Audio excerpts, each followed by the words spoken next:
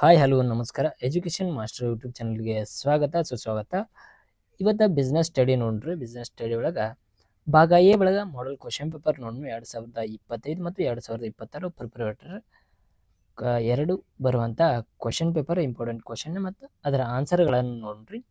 ಈಗ ಭಾಗ ಎ ಒಳಗೆ ಕ್ವಶನ್ಗಳನ್ನು ನೋಡಿ. ಭಾಗ ಎ MCQs 5 ಕ್ವಶನ್ಗಳನ್ನು ಕೊಟ್ಟಿರ್ತಾರೆ.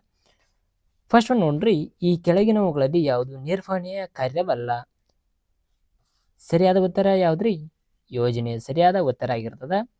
ಇವು ಕಾರಣಗಳ ಆಗಲ್ಲ. ತದನಂತರ ಸೆಕೆಂಡ್ ನೋಡ್ರಿ, ಹೆನ್ರಿ ಫಯೋಲ್ ಡ್ಯಾಶ್ ಆಗಿದ್ದರು? ಎ ಸಾಮಾಜಿಕ ವಿಜ್ಞಾನ, B mining engineering, C accountant, D ಉತ್ಪಾದನಾ ಇಂಜಿನಿಯರ್. ಸರಿಯಾದ ಉತ್ತರ ಯಾವ್ದಾಕತ್ರಿ? ಮೈನಿಂಗ್ ಇಂಜಿನಿಯರ್ ಆಗಿದ್ದರು ಹೆನ್ರಿ ಫಯೋಲ್ ಅವರ. ತದನಂತರ 3, ಈ ಕೆಳಗಿನವುಗಳಲ್ಲಿ ಯಾವುದು ಒಂದು ಯೋಜನೆಯ ವಿಧವಲ್ಲ? ಇದರೊಳಗೆ ಸರಿಯಾದ ಉತ್ತರ ಯಾವ್ದು ಮೂರನೇದಾಗತ್ತಂದ್ರ ಸಿ ಆಗ್ತದ. ಮುಂಗಡ ಪತ್ರ ಯೋಜನೆಯ ವಿಧವಲ್ಲ ಎಂಬುದನ್ನು ಇಲ್ಲಿ ನಾವು ತಿಳ್ಕೊಳ್ಬಹುದು. ತದನಂತರ ಫೋರ್ತ್ ಒನ್, ಈ ಸಂಘಟನೆಯ ರಚನೆಯಲ್ಲಿ ತಯಾರಾಗುವ ವಿವಿಧ ಉತ್ಪನ್ನಗಳ ಆಧಾರದ ಮೇಲೆ ಮಾನವನ ಶಕ್ತಿಯನ್ನು ಗುಂಪು ಮಾಡಲಾಗುತ್ತದೆ. ಎ ಕಾರ್ಯಾತ್ಮಕ ರಚನೆ, ಬಿ ವಿಭಾಗೀಯ ರಚನೆ, ಸಿ ನೆಟ್ವರ್ಕ್ ರಚನೆ, ಡಿ ಮ್ಯಾಟ್ರಿಕ್ಸ್ ರಚನೆ. ಸರಿಯಾದ ಉತ್ತರ ಯಾವ್ದಂದ್ರ ಬಿ ವಿಭಾಗೀಯ ರಚನೆ ಆಗಿರ್ತದ. ತಿಳ್ಕೊರಿ, ಕರೆಕ್ಟ್ ಆಗಿ ಬರೀ ಎಕ್ಸಾಮ್ದಾಗ ನಾಳೆ. 5, ಮಾರುಕಟ್ಟೆಯಲ್ಲಿ ಯಾವುದೇ ಸಂಸ್ಥೆಯೊಂದರ ಯಶಸ್ವಿಗೆ ಗ್ರಾಹಕರ ಅಗತ್ಯಗಳ ತೃಪ್ತಿಯ ಮೇಲಿರುವ ಗಮನವೇ ಕೀಲಿ ಕೈಯಾಗಿದೆ. ಇದು ಯಾವ ಮಾರಾಟ ಪ್ರಕ್ರಿಯೆ ನಿರ್ವಹಣೆ ಸಿದ್ಧಾಂತ ಎಂಬುದನ್ನು ಸೂಚಿಸಿರಿ ಅಂತ ಹೇಳಿದ್ದಾರೆ. ಆ ನಿಯಮ ತಕ್ಕಂತೆ MCQs 4 ನೋಡು. ಉತ್ಪಾದನಾ ಪರಿಕಲ್ಪನೆ ಎ, ಬಿ ಉತ್ಪನ್ನ ಪರಿಕಲ್ಪನೆ, ಸಿ ಮಾರಾಟ ಪ್ರಕ್ರಿಯೆಯ ಪರಿಕಲ್ಪನೆ, ಡಿ ಮಾರುವಿಕೆಯ ಪರಿಕಲ್ಪನೆ. ಸರಿ ಉತ್ತರ ಯಾವ್ದಾಗ್ಬೋದ್ರಿ? ಇದ್ರೊಳಗ್ರಿ ಸರಿ ಉತ್ತರ ಉತ್ಪನ್ನದ ಪರಿಕಲ್ಪನೆ ಆಗ್ತದ. ಸರಿಯಾದ ಉತ್ತರ. ತದನಂತರ ಬಿಟ್ಟ ಸ್ಥಳಗಳನ್ನ ನೋಡೋಣ. ಖಾಲಿ ಬಿಟ್ಟ ಸ್ಥಳ 5 ಬಿಟ್ಟ ಸ್ಥಳಗಳನ್ನ ಇಲ್ಲಿ ನಾವು ಕಾಣ್ಬೋದು. ಮಾದರಿಯ ಪ್ರಶ್ನೆ ಪತ್ರಿಕೆ ವೆರಿ ಇಂಪಾರ್ಟೆಂಟ್ ಕ್ವಶನ್ಗಳ ಇರ್ತಾವ. ನೀವು ಸರಿಯಾಗಿ ಓದಿದ್ದಾದಲ್ಲಿ, ಸರಿಯಾಗಿ ನೋಡಿದ್ದಾದಲ್ಲಿ ನೀವನ್ನ ಅವನೇನ್ ಮಾಡ್ಬೇಕಂದ್ರ ಸರಿಯಾಗಿ ನೋಟ್ ಮಾಡ್ಕೋರಿ. ಎಕ್ಸಾಮ್ನ ಬೀಳೋ ಚಾನ್ಸಸ್ ಜಾಸ್ತಿ ಅದ. ಆಗ ನಮ್ಮ ಚಾನಲ್ ಸಬ್ಸ್ಕ್ರೈಬ್ ಮಾಡ್ರಿ. 6 ಡ್ಯಾಶ್ ತತ್ವವು ಒಂದು ಸ್ಥಳ ಬರಬೇಕು ಮತ್ತು ಪ್ರತಿಯೊಂದು ಮತ್ತು ಸ್ಥಳದಲ್ಲಿರಬೇಕು ಎಂಬುದನ್ನು ಪ್ರತಿಪಾದಿಸುತ್ತದೆ. ಸರಿಯಾದ ಉತ್ತರ ಯಾವುದಕ್ಕಂದ್ರ ಕ್ರಮ ಸರಿಯಾದ ಉತ್ತರ. ಕ್ರಮ ಎಮರ್ಜೆನ್ಸಿ. ಕ್ರಮ ಅಂದ್ರ ಎಮರ್ಜೆನ್ಸಿ. 7 ಡ್ಯಾಶ್ ಅನ್ನು ಒಂದು ಬಾರಿ ಕೈಗೊಳ್ಳುವ ಚಟುವಟಿಕೆ ಅಭಿವೃದ್ಧಿ ಪಡಿಸಲಾಗಿದೆ. ಯಾವ್ದಂದ್ರ ಸರಿಯಾದ ಉತ್ತರ ಏಕ ಬಳಕೆಯ ಯೋಜನೆ. ಏಕ ಬಳಕೆಯ ಯೋಜನೆಯಾಗಿದೆ. ಏಕ ಬಳಕೆಯ ಯೋಜನೆಯನ್ನು ಒಂದು ಬಾರಿ ಕೈಗೊಳ್ಳುವ ಚಟುವಟಿಕೆ ಅಭಿವೃದ್ಧಿ ಪಡಿಸಲಾಗಿದೆ ಎಂಬುದನ್ನು ನೋಡ್ಬೋದು. 8ನೇದು ತರಬೇತಿ ಪಡೆಯುವವರನ್ನು ಒಂದು ಇಲಾಖೆಯಿಂದ ಇನ್ನೊಂದು ಇಲಾಖೆಗೆ ಬದಲಾಯಿಸುವುದನ್ನು ಡ್ಯಾಶ್ ಎಂದು ಕರೆಯುತ್ತಾರೆ. ಕಾರ್ಯ ಆವರ್ತನ ಅಂದ್ರೆ ಬೋನಸ್ ಆಗಿರ್ಬೋದು. ಅದೇ ರೀತಿ 9 ವ್ಯವಹಾರದ ಚಟುವಟಿಕೆಗಳನ್ನು ನಡೆಸಲು ಬೇಕಾಗಿರುವ ಹಣವನ್ನ ಡ್ಯಾಶ್ ಎಂದು ಕರೆಯಲಾಗುತ್ತದೆ. ವ್ಯವಹಾರ ಹಣಕಾಸು ಎಂದ ಕರೆಯಲಾಗುತ್ತದೆ. ಬಿಸಿನೆಸ್ ಫೈನಾನ್ಸ್ ಎಂದ ಕರೆಯಲಾಗುತ್ತದೆ. ಅದೇ ರೀತಿ 10 ನಮೂದಿತ ಬೆಲೆಗಿಂತ ಕಡಿಮೆಯ ಬೆಲೆ ಉತ್ಪನ್ನಗಳನ್ನ ನೀಡಲಾಗುವುದು ಡ್ಯಾಶ್. ಯಾವುದಂದ್ರ ಸೋಡಿ ನೀಡುವುದು, ಡಿಸ್ಕೌಂಟ್ ಅಂತಾರೆ. ಅದೇ ರೀತಿ ಹೊಂದಿಸಿ ಬರೆಯಿರಿ ನೋಡ್ರಿ. ಹೊಂದಿಸಿ ಬರೆಯಿರಿ ಎ ಭಾಗ ಮತ್ತು ಬಿ ಭಾಗ. ಎ ಭಾಗದಲ್ಲಿ ಬಡ್ಡಿ ದರಗಳ, ಸೆಕೆಂಡ್ ಬಿ ಉತ್ತರದಾಯಿತ್ವ, ಸಿ ನೇಮಕಾತಿ, ಡಿ ಯೋಜಿಸುವಿಕೆ ಮತ್ತು ನಿಯಂತ್ರಿಸುವಿಕೆ, ಈ ಸ್ಥಳ. ಇವಕ್ಕೆ ಯಾವ ಹೋಲಿಕೆ ಆಕ್ಕವ ಎಂಬುದನ್ನು ನೋಡೋಣ್ರಿ. ಬಡ್ಡಿ ದರಗಳು ಯಾವ್ದಾಕತ್ರಿ? ಫಸ್ಟ್ ಒನ್ ಅಂತಿಮ ಫಲಿತಾಂಶ. ಬಡ್ಡಿ ದರಗಳು ಯಾವ್ದ? ಅಂತಿಮ ಫಲಿತಾಂಶಕ್ಕೆ ಉತ್ತರ ಹೇಳುವುದು ಬಡ್ಡಿ ದರ. ತದನಂತರ ಉತ್ತರದಾಯಿತ್ವ. ಇದು 5th ಒನ್ ಆಗ್ತದ. ನಿರ್ವಹಣೆಯ ಅವಳಿ ಕಾರ್ಯಗಳನ್ನು ನೋಡ್ಬೋದು. ನೇಮಕಾತಿ ಯಾವ್ದ? ಸಿಬ್ಬಂದಿಯ ನಿರ್ವಹಣೆಯ ಭಾಗವಾಗಿರ್ತದ. ಸರಿಯಾಗಿ ನೋಡ್ಕೊರಿ, ಯಾರು ತಪ್ಪಾಕ್ ಹೋಗ್ಬೇಡ್ರಿ ಎಕ್ಸಾಮ್ದಾಗ. ಡಿ ಒಳಗ ಯೋಜಿಸುವಿಕೆ ಮತ್ತು ನಿಯಂತ್ರಿಸುವಿಕೆ. ಇದು ಮಾರಾಟದ ಪ್ರಕ್ರಿಯೆ ಮಿಶ್ರಣ ಆಗ್ತದ. ತದನಂತರ ಲಾಸ್ಟ್ ಒನ್ ರೀ ಸ್ಥಳ. ಸ್ಥಳ ಯಾವ್ದಾಕಂದ್ರ ಆರ್ಥಿಕ ಪರಿಸರ ಆಗ್ತದ. ಇಲ್ಲಿ ಸರಿಯಾಗಿ ಬರೆದ್ರ 5ಕ್ಕೆ 5 ಅಂಕಗಳನ್ನು ತಗೋಬಹುದು. ಮಲ್ಟಿಪಲ್ 5, ಬಿಟ್ಟ ಸ್ಥಳ 5 ರೀ. ಹೊಂದಿಸಿ ಬರೀ 15 ಮಾರ್ಕ್ಸ್ ನಿಮ್ ಕೈ ಹಾಕದವ್ರಿ. ನೀವು ಏನ್ ಮಾಡ್ತೀರಿ ನೋಡ್ರಿ. ಆ ಕಾರಣದಿಂದ ಸರಿಯಾಗಿ ನೋಡ್ಕೊರಿ. ಸರಿಯಾಗಿ ನೋಡಿದ್ದೆ ಆದಲ್ಲಿ ನಿಮಗೆ ಏನು ಮಾಡ್ಬೋದು ಅಂದ್ರೆ ಸರಿಯಾಗಿ ನೋಡಿ ಕರೆಕ್ಟಾಗಿ ಬರೆದ್ರಂದ್ರೆ ಕರೆಕ್ಟ್ ಆನ್ಸರ್ಗಳನ್ನು ದೊರಿಬೋದು. ಇಲ್ಲಿ ಒಂದು ಅಂಕದ ಅಥವಾ ಒಂದು ವಾಕ್ಯದಲ್ಲಿ ಉತ್ತರಿಸುವ ಪ್ರತಿ ಪ್ರಶ್ನೆಗೆ 1 ಅಂಕ. ಫಸ್ಟ್ ಒನ್, ಉನ್ನತ ಹಂತದ ನಿರ್ವಹಣೆ ಒಂದು ಉದಾಹರಣೆ ಕೊಡಿ. 13, ವರ್ಗಾವಣೆ ಎಂದರೇನು? 14, ಅಬ್ರಹಾಂ ಮಾಸ್ಲೋ ಅವರ ಅಭಿವೃದ್ಧಿಪಡಿಸಿದ ಸಿದ್ಧಾಂತಗಳನ್ನು ಹೆಸರಿಸಿ. 15, ಸನ್ರೈಸ್ ಲಿಮಿಟೆಡ್ ಹಳೆಯ ಯಂತ್ರವನ್ನು ಹೆಚ್ಚಿನ ಉತ್ಪಾದನಾ ಸಾಮರ್ಥ್ಯ ಹೊಂದಿರುವ ಆಧುನಿಕ ಯಂತ್ರದಿಂದ ಬದಲಾಯಿಸಲು ತೀರ್ಮಾನಿಸಿದ. ಸನ್ರೈಸ್ ಲಿಮಿಟೆಡ್ ಯಾವ ವಿವಿಧ ತೀರ್ಮಾನವನ್ನ ತೆಗೆದುಕೊಂಡಿದೆ ತಿಳಿಸಿರಿ. 16, ಗ್ರಾಹಕ ಎಂದರೇನು ತಿಳಿಸುವ. ಇವು 1 ಅಂಕದ ಪ್ರಶ್ನೆಗಳ 5 ಆನ್ಸರ್ಗಳನ್ನು ನೋಡ್ಬರ್ರಿ. ಇಲ್ಲಿ 12ನೇ ಪ್ರಶ್ನೆ ರೀ, ಆನ್ಸರ್ ನೋಡು. ಇಲ್ಲಿ ಆನ್ಸರ್ ಅಧ್ಯಕ್ಷ, ಮುಖ್ಯ ಕಾರ್ಯನಿರ್ವಾಹಕ ಅಧಿಕಾರಿ, ವ್ಯವಸ್ಥಾಪಕ ನಿರ್ದೇಶಕ, ಮ್ಯಾನೇಜಿಂಗ್ ಡೈರೆಕ್ಟರ್, ಸಿಇಒ, ಪ್ರೆಸಿಡೆಂಟ್ ಇವುಗಳನ್ನು ಇಲ್ಲಿ ನೋಡ್ಬೋದು. ತದನಂತರ ವರ್ಗಾವಣೆ ಎಂದರೇನು? ವರ್ಗಾವಣೆ ಅಂದ್ರೆ ಒಬ್ಬ ಉದ್ಯೋಗಿಯನ್ನು ಒಂದು ಕೆಲಸದಿಂದ ಮತ್ತೊಂದು ಕೆಲಸಕ್ಕೆ, ಒಂದು ಶಾಖೆಯಿಂದ ಮತ್ತೊಂದು ಶಾಖೆಗೆ ಅಥವಾ ಒಂದು ಘಟಕದಿಂದ ಇನ್ನು ಮತ್ತೊಂದು ಘಟಕಕ್ಕೆ ವರ್ಗಾವಣೆ ಮಾಡುವುದು, ಸಮಾನ ಶ್ರೇಣಿ ಮತ್ತು ಜವಾಬ್ದಾರಿಗಳನ್ನು ಬದಲಾಯಿಸುವುದು ಎಂಬುದನ್ನು ವರ್ಗಾವಣೆ ಎನ್ನುವರು. 14ನೇ ಪ್ರಶ್ನೆ ರೀ, ಅಬ್ರಹಾಂ ಮಾಸ್ಲೋ ಅವರ ಅಭಿವೃದ್ಧಿಪಡಿಸಿದ ಸಿದ್ಧಾಂತ ಹೆಸರಿಸಿ ಅಂದ್ರೆ ಯಾವ್ದ? ಅಗತ್ಯಗಳ ಶ್ರೇಣೀಕೃತ ಸಿದ್ಧಾಂತ ನೀಡ್ಸ್ ಆಫ್ ಥಿಯರಿ ಎಂಬುದನ್ನು ಇಲ್ಲಿ ನಾವು ಕರಿಬಹುದು. ತದನಂತರ 15ನೇ ಪ್ರಶ್ನೆ, ಸನ್ರೈಸರ್ಸ್ ಲಿಮಿಟೆಡ್ ಹಳೆಯ ಯಂತ್ರವನ್ನ ಹೆಚ್ಚಿನ ಉತ್ಪಾದನೆಯ ಸಾಮರ್ಥ್ಯ ಹೊಂದಿರುವ ಆಧುನಿಕ ಯಂತ್ರದಿಂದ ಬದಲಾಯಿಸಲು ತೀರ್ಮಾನಿಸಿದ. ಸನ್ರೈಸ್ ಲಿಮಿಟೆಡ್ ಯಾವ ವಿಧದ ತೀರ್ಮಾನಗಳನ್ನು ತೆಗೆದುಕೊಳ್ಳಬಹುದು ನೋಡಿದ್ವಿ.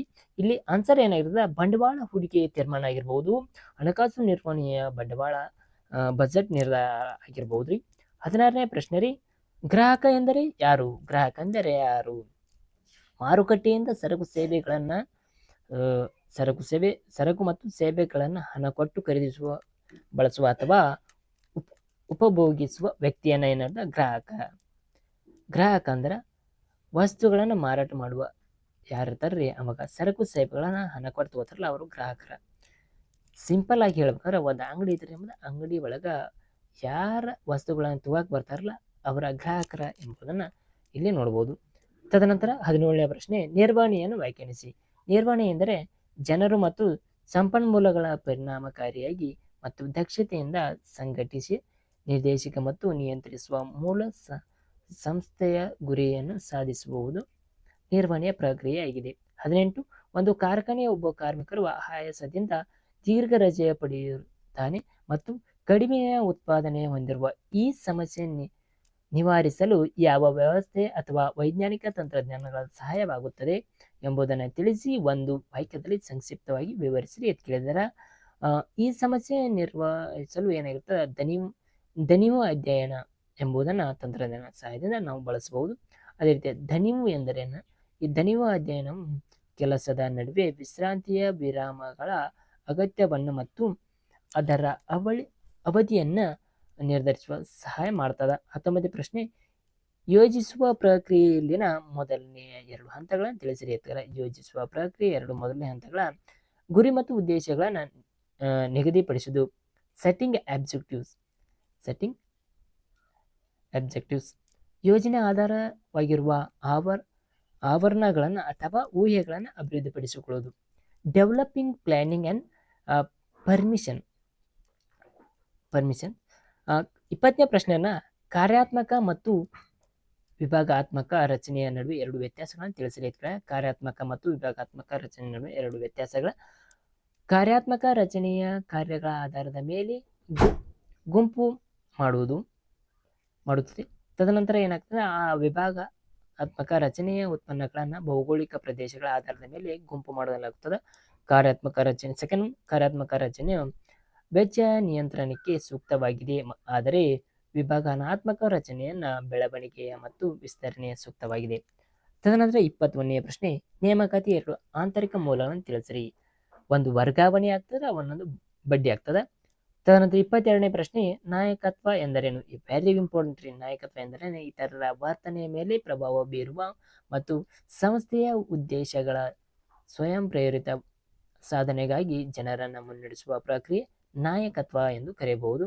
ಅದೇ ರೀತಿ 23ನೇ ಪ್ರಶ್ನೆ, ನಿಯಂತ್ರಿಸುವಿಕೆ ಯಾವುದಾದರೂ 2 ಪ್ರಾಮುಖ್ಯತೆಗಳನ್ನು ತಿಳಿಸಿರಿ. ಫಸ್ಟ್ ಒನ್ ಸಾಂಸ್ಥಿಕ ಗುರಿಗಳನ್ನು ಸಾಧಿಸುವ ಸಹಾಯ ಮಾಡಲಾಗ್ತದೆ. ತದನಂತರ ಮಾನದಂಡಗಳ ನಿಖರತೆಯನ್ನು ನಿಯಂತ್ರಿಸಲು ಸಹಾಯ ಮಾಡ್ತದೆ. 24ನೇ ಪ್ರಶ್ನೆ, ಇಕ್ವಿಟಿಯ ಮೇಲೆ ವ್ಯಾಪಾರದ ಅರ್ಥವನ್ನು ಬರೆಯಿರಿ ಅಂತ ಹೇಳಿದ್ರೆ, ಇಕ್ವಿಟಿಯ ಮೇಲೆ ವ್ಯಾಪಾರ ಅರ್ಥ ಎಂದರೆ ಕಡಿಮೆ ಬಡ್ಡಿ ದರದಲ್ಲಿ ಸಾಲ ಹಣವನ್ನು ಬಳಸಿಕೊಂಡು ಷೇರುಗಳಿಗೆ ಹೆಚ್ಚಿಸುವುದೆಂಬುದನ್ನು ಇಲ್ಲಿ ನಾವು ತಿಳ್ಕೊಳ್ಬಹುದು. ತದನಂತರ 25ನೆಯ ಪ್ರಶ್ನೆ, ಕೈಗಾರಿಕಾ ಉತ್ಪನ್ನ ಎಂದರೇನು, ಉದಾಹರಣೆ ಕೊಡ್ರಿ ಅಂತ ಹೇಳ್ಯಾರ. ಕೈಗಾರಿಕಾ ಉತ್ಪನ್ನ ಎಂದರೆ ಮತ್ತಷ್ಟು ಉತ್ಪಾದನೆಗೆ ಅಥವಾ ವ್ಯವಹಾರದ ಕಾರ್ಯಗಳಿಗೆ ಬಳಸಲಾಗುತ್ತದೆ ಈ ನಿಯಮಗಳನ್ನು. ಎಕ್ಸಾಂಪಲ್ ಕಚ್ಚಾ ಸಾಮಗ್ರಿ ಆಗಿರ್ಬೋದು, ಉಪಕರಣ ನೋಡ್ಬೋದು. 26ನೆಯ ಪ್ರಶ್ನೆ, ಉತ್ಪಾದಕರು ಹಾಗೂ ಸೇವೆಯ ಪೂರೈಕೆದಾರರ ಗ್ರಾಹಕರನ್ನು ಶೋಷಿಸುತ್ತಿರುವ ಯಾವುದಾದ್ರು ಎರಡು ನ್ಯಾಯೋಚಿತವಲ್ಲದ ಪದ್ಧತಿಗಳನ್ನು ತಿಳಿಸಿ. ಗ್ರಾಹಕರನ್ನ ಶೋಷಿಸುತ್ತಿರುವ ಎರಡು ನ್ಯಾಯೋಚಿತವಲ್ಲದ ಪದ್ಧತಿಗಳಂದ್ರೆ ಕಡಿಮೆ ಗುಣಮಟ್ಟದ ಉತ್ಪನ್ನ ಮಾರಾಟ ಮಾಡುವುದು, ಹೆಚ್ಚಿನ ಬೆಲೆ ವಿಧಿಸುವ ಅಥವಾ ಕೃತಕ ಅಭಾವಗಳನ್ನ ಇಲ್ಲಿ ಸ್ಪಷ್ಟಪಡಿಸುವುದೆಂಬುದನ್ನು ನೋಡ್ಬೋದ್ರಿ. ಇಲ್ಲಿ ಭಾಗ ಬಿ ಬಳಕ 2 ಅಂಕದ ಅಷ್ಟು ಆನ್ಸರ್ಗಳನ್ನು ನೋಡಲಾಗಿದೆ ಮತ್ತು 1 ಅಂಕದ ಪ್ರಶ್ನೆಗಳನ್ನು ಅಷ್ಟು ಕವರ್ ಮಾಡಲಾಗಿದೆ, ಆನ್ಸರ್ಗಳನ್ನು ತಿಳಿಸಲಾಗಿದೆ. ತದನಂತರ ಈಗೇನು ನೋಡ್ಬೇಕಂದ್ರೆ ಇಲ್ಲಿ 6 ಅಂಕದ ಪ್ರಶ್ನೆಗಳನ್ನು, ಇವು ವೆರಿ ವೆರಿ ಇಂಪಾರ್ಟೆಂಟ್ ರೀ. 6 ಅಂಕದ 4 ಅಂಕದ ಪ್ರಶ್ನೆಗಳು 6 ಬರಿಬೇಕ್ರಿ. ಇಲ್ಲಿ ಅಷ್ಟ 6 ಬರಿ ಅಂತ ಹೇಳ್ಯಾರಿ. ಇಲ್ಲಿ ಇಂಪಾರ್ಟೆಂಟ್ ಕ್ವಶನ್ಗಳನ್ನು ಅಥವಾ ನೀವು ಸರಿಯಾಗಿ ಓದ್ಕೊಂಡ ಈ ಕ್ವಶನ್ಗಳನ್ನು ನೀವು ಬರಿಬೇಕ್ರಿ. ತದನಂತರ ಇವು ಕ್ವಶನ್ಗಳಿಗೆ ಆನ್ಸರ್ ವೆರಿ ವೆರಿ ಇಂಪಾರ್ಟೆಂಟ್ ರೀ. ತದನಂತರ ಇಲ್ಲಿ 8 ಅಂಕದ ಪ್ರಶ್ನೆಗಳಿರ್ತಾವ, ವೆರಿ ಇಂಪಾರ್ಟೆಂಟ್ ಆಗಿರ್ತಾವ. ನಿರ್ವಹಣೆಯ ಉದ್ದೇಶವನ್ನು ವಿವರಿಸಿ. ಇಲ್ಲಿ ಒಂದು ಕಂಪ್ನಿಯನ್ನು ಯಾವ ರೀತಿ ಮ್ಯಾನೇಜ್ಮೆಂಟ್ ಮಾಡ್ತದ, ಅದರ ಉದ್ದೇಶಗಳ ಯಾವ ಎಂಬುದನ್ನು ವಿವರಣೆ ಮಾಡ್ರಿ. ನಿರ್ವಹಣೆಯ ಉದ್ದೇಶ ಅಥವಾ ಒಂದು ಸಂಸ್ಥೆದ ಆ ಸಂಸ್ಥೆಯಲ್ಲಿ ಯಾವ ರೀತಿ ಆ ಸಂಸ್ಥೆಯನ್ನು ಹ್ಯಾಂಡಲ್ ಮಾಡ್ತದೆ ಎಂಬುದನ್ನು ನೀವು ಬರೀರಿ. ಅದೇ ರೀತಿ ಸಂಘಟಿಸುವಿಕೆ ಎಂದರೇನು, ಸಂಘಟಿಸುವ ಪ್ರಾಮುಖ್ಯತೆಗಳನ್ನು ವಿವರಿಸಿರಿ. ಸಿಬ್ಬಂದಿಯ ನಿರ್ವಹಣೆಯ ಮತ್ತು 39 ಸಿಬ್ಬಂದಿಯ ನಿರ್ವಹಣೆಯ ಪ್ರಕ್ರಿಯೆಯಲ್ಲಿ ಹಂತಗಳನ್ನು ವಿವರಿಸಿ. ಸಿಬ್ಬಂದಿಯ ನಿರ್ವಹಣೆಯ ಪ್ರಕ್ರಿಯೆ ಹಂತಗಳನ್ನು, ಸಿಬ್ಬಂದಿ ಯಾವ ರೀತಿ ಸ್ಟೆಪ್ ಬೈ ಸ್ಟೆಪ್ ಯಾವ ಹಂತದಲ್ಲಿ ಇರ್ತಾರ, ಈ ಸಿಬ್ಬಂದಿಗಳಿಗೆ ಯಾವ ವಿಶೇಷತೆಯನ್ನು ನೀಡಿದ್ದಾರೆ ಎಂಬುದನ್ನು ಅಲ್ಲಿ ಬರಿಬೇಕಾಗ್ತದೆ. ತದನಂತರ 41ನೇ ಪ್ರಶ್ನೆ, ಜಾಹೀರಾತು ಮತ್ತು ವೈಯಕ್ತಿಕ ಮಾರುಕಟ್ಟೆಯ ನಡುವಿನ ಯಾವುದಾದ್ರೂ 8 ವ್ಯತ್ಯಾಸಗಳನ್ನು ಬರೆಯಿರಿ ಅಂತ ಹೇಳ್ಯಾರ. ಸರಿಯಾಗಿ ಬರೀರಿ. ಆಲ್ ದ ಬೆಸ್ಟ್ ರೀ. ಅದೇ ರೀತಿ ಇಂಗ್ಲೀಷ್ ಮೇಡಮ್ ಯಾರ್ದರಿ ಅವುಗಳನ್ನು ಇಲ್ಲಿ ಕ್ವಶನ್ಗಳನ್ನು ನೋಡ್ರಿ, ಆನ್ಸರ್ಗಳನ್ನು ನೋಡ್ರಿ. ಯಾಕೆ ಫಸ್ಟ್ ನಾ ಕನ್ನಡ ಮೇಡಮ್ ಹೇಳಿದ್ರಿ, ಇಲ್ಲಿ ಇಂಗ್ಲೀಷ್ ಮೇಡಮ್ ಸರಿಯಾದ ಆನ್ಸರ್ಗಳನ್ನು ಹೇಳ್ತೇನೆ ರೀ. ಸರಿಯಾದ ಫಸ್ಟ್ ಒನ್ ಯಾವ್ದು ಆಗ್ತದೆ ರೀ, ಎ ಆಗ್ತದ. ಸೆಕೆಂಡ್ ಒನ್ ಬಿ ಆಗ್ತದ. ಥರ್ಡ್ ಒನ್ ಸಿ ಆಗ್ತದ, ಬಜೆಟ್ ಆಗ್ತದ. ಫೋರ್ತ್ ಒನ್ ಆನ್ಸರ್ ಏನಾಗ್ತದ, ಬಿ ಆಗ್ತದ. ತದನಂತರ ಫಿಫ್ತ್ ಒನ್ ಬಿ ಆಗ್ತದ, ಪ್ರೊಡಕ್ಷನ್ ಕಾನ್ಸ್ಪೆಕ್ಟ್ ಆಗ್ತದ. ಇಲ್ಲಿ ಸರಿಯಾದ ಆನ್ಸರ್ಗಳನ್ನು ನಾನು ಮೇಲೆ ಕೊಟ್ಟಿದ್ದೀನಿ. ಇಲ್ಲಿ ಎಮರ್ಜೆನ್ಸಿ ಸರಿಯಾದ ಉತ್ತರ ಯಾವ್ದಾಗ್ತದ, ಎಮರ್ಜೆನ್ಸಿ ಅಂದರೆ ಕ್ರಮ ಆಗ್ತದ 6. 7ನೇದ್ರಿ ಸಿಂಗಲ್ ಯೂಸ್ ಪ್ಲ್ಯಾನ್ ಆಗ್ತದ. ತದನಂತರ 8 ಬೋನಸ್ ಆಗ್ತದ. 9 ಬಿಸ್ನೆಸ್ ಫೈನಾನ್ಸ್. 10 ಡಿಸ್ಕೌಂಟ್ ಆಗ್ತದ. ಅದೇ ರೀತಿ ಹೊಂದಿಸಿ ಬರೀ ನೋಡೋದಾದ್ರೆ ಸರಿಯಾದ ಆನ್ಸರ್ ನಾನೇ ಹಾಕಿಬಿಡ್ತೀನಿ ರೀ, ನೀವು ನೋಡ್ಕೊರಿ. ಆಮೇಲೆ ಫಸ್ಟ್ ಒನ್ 4th ಆಗ್ತದ ರೀ, ಸೆಕೆಂಡ್ ಒನ್ 5th ಆಗ್ತದ, ಥರ್ಡ್ ಒನ್ ಫಸ್ಟ್ ಆಗ್ತದ, ಇದು ಸೆಕೆಂಡ್ ಮಾರ್ಕೆಟಿಂಗ್ ಮಿಕ್ಸ್ ಆಗ್ತದ. ಅದೇ ರೀತಿ ಪ್ಲೇಸ್ ಯಾವ್ದು ಆಗ್ತದ, ಥರ್ಡ್ ಒನ್ ಎಕನಾಮಿಕ್ಸ್ ಎನ್ವೈರ್ಮೆಂಟ್ ಆಗ್ತದ. ನೀವು ಸರಿಯಾಗಿ ಓದ್ಕೊಂಡ್ರಂದ್ರೆ ಇಲ್ಲಿ 80 ಅಬೋವ್ ತಗೋಬೋದು. ಆನ್ಸರ್ಗಳನ್ನು ಮೇಲೆ ಕೊಟ್ಟಿದ್ದೀನಿ, ಸರಿಯಾಗಿ ನೋಡ್ಕೊರಿ. ಪಾರ್ಟ್ ಬಿ, ಪಾರ್ಟ್ ಸಿ ಎಲ್ಲವನ್ನು ವೆರಿ ವೆರಿ ಇಂಪಾರ್ಟೆಂಟ್ ಕ್ವಶನ್ಗಳಾಗಿರ್ತಾವ. ನೀವು ಇವನ್ನ ಸರಿಯಾಗಿ ನೋಡಿ ಓದಿದ್ದ ಆದಲ್ಲಿ ಎಕ್ಸಾಮ್ ಒಳಗೆ ಔಟ್ ಆಫ್ 80 ತಗೋತೀರಿ ನೋಡ್ರಿ. ಅದೇ ರೀತಿ ನಮ್ಮ ಚಾನಲ್ ಇನ್ನೂ ಯಾರು ಸಬ್ಸ್ಕ್ರೈಬ್ ಮಾಡಿರಿ. Thank you all. ಮುಂದಿನ ವಿಡಿಯೋ ಒಳಗೆ ನಾನು ಸಿಗ್ತೀನಿ ನಿಮಗೆ ಎಕ್ಸಾಮಿನೇಷನ್ಗೆ. ಆಲ್ ದ ಬೆಸ್ಟ್ ರೀ. ಹಾಗೆ ಸಬ್ಸ್ಕ್ರೈಬ್ ಮಾಡಿರಿ.